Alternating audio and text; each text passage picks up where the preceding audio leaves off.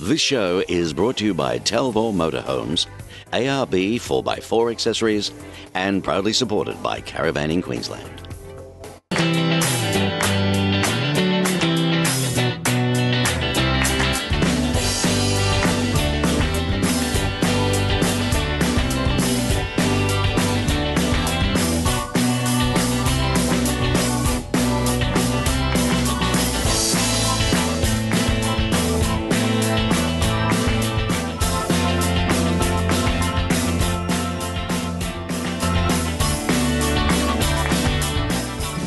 Finally here on the Fraser Coast. We're in Gladstone. What would, anything special you want to do?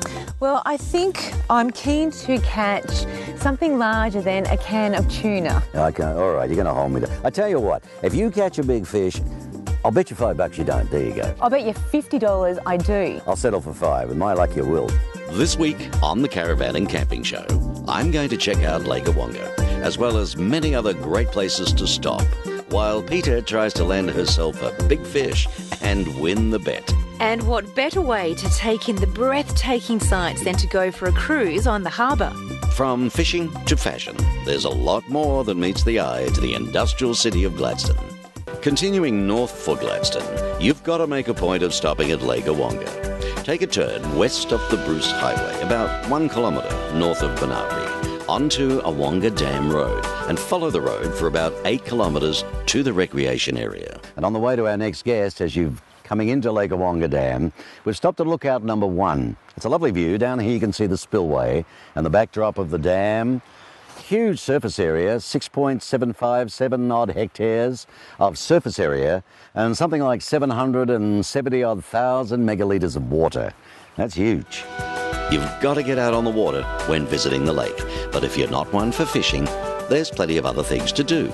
I'm off to meet Ross and Michelle, the owners of historical ferry Lady Helen, who now calls the lake home. The Lady Helen, we're talking Goat Island, 1927 when she was first built. Yes, we are. There was about 4 of them built at that time to service Sydney Harbour. And the others, as far as records go, we don't know, but we were lucky enough to get her. And she had a potpourri life. She was in Sydney Harbour, she was in Pittwater, back in Sydney Harbour. During World War II, she did a bit for the war effort, supplying naval ships that came in with ammunition, things who were like berthed that. in Sydney Harbour at the time, right? Yeah. So she supplied the munitions to them. Yeah, she was one of the workhorses. Right. And after the war, she went back into service as a ferry around Pittwater, etc. And then in the 90s, she went up to Port Macquarie. Okay. Another skipper boarded her and utilised her, and she was done up there in a maritime waterway, slipway. Then she went to the Tweed, back to Sydney Harbour, and finally she's here at Lake Awonga on freshwater. And loving it, I bet. Yeah, she enjoys it. Lies a bit lower in the water, but that's okay. It's not every day you come across true timber boats. I don't think so. They've got a charisma all of their own, and it's feel good. And she rides with the deep keel, being old. You could sail this thing through a chop. She doesn't roll or anything, she just bounces through it. The floods of the past December has brought its fair amount of despair and destruction. But Ross and Michelle are back, and better than ever. Well, there's always the other half, and sometimes the better half. And in this particular case, didn't let the skipper hear that, huh? But in this particular case, we're talking to Michelle Pearce. And Michelle, of course, has been here right through those flood days in December. And mate, I can't believe this. Oh, nor could we. This is what happened here in This December. is what happened. That's actually the roof of my office. This is where we are now, in the office, right? And the pontoon, it ended up level with the office roof.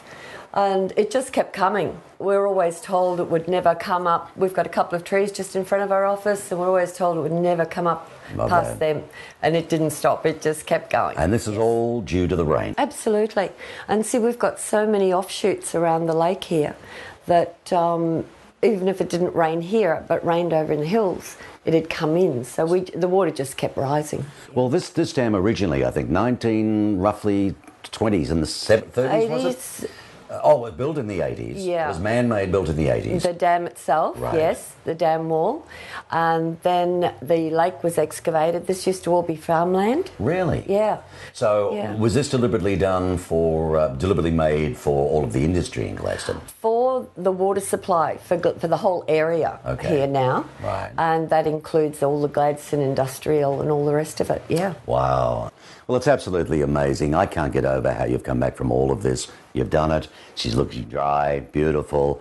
People, our viewers can come here, they can enjoy. In fact, you've got a lot to offer. Absolutely. You know, we've got houseboats, fishing boats, kayaks, canoes, paddle boats, our beautiful Lady Helen, our ferry. Plus, if you're into fishing, listen, guys and girls, you want to get here because you've got barras. Magnificent barramundi.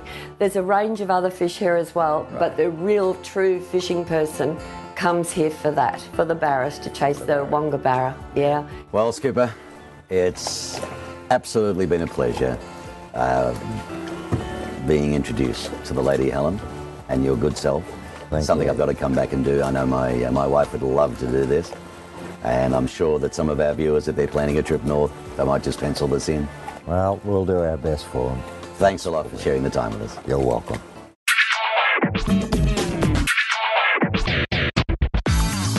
There's some excellent dual battery systems in the market, and it's critical that you know what you're going to be using them for.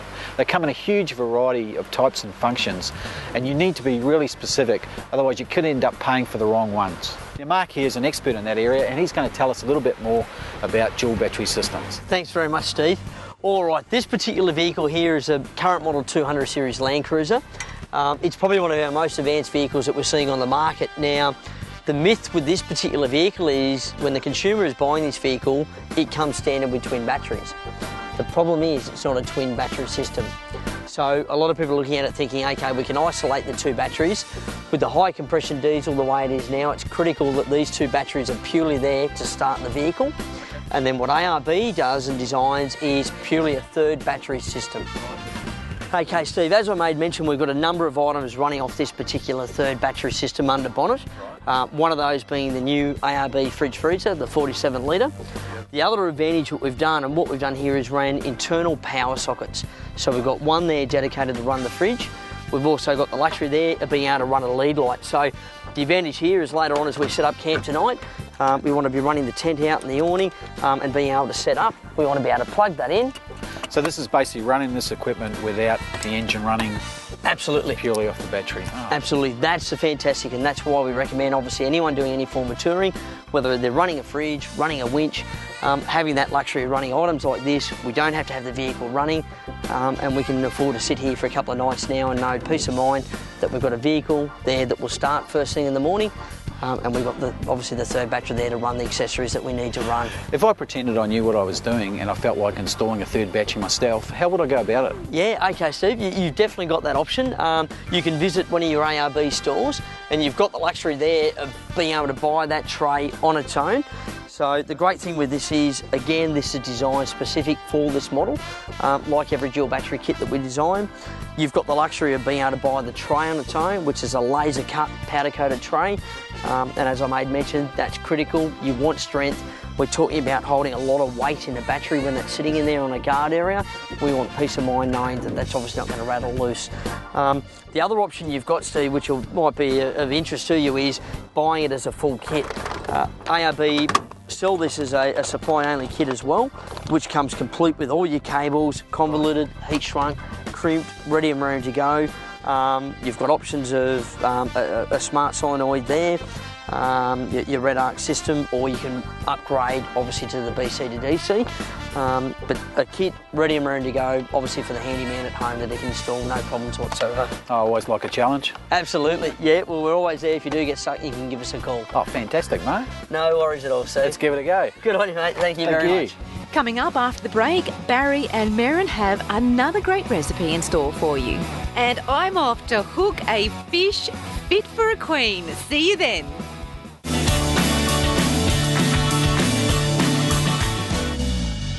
4x4 Accessories was brought to you by ARB.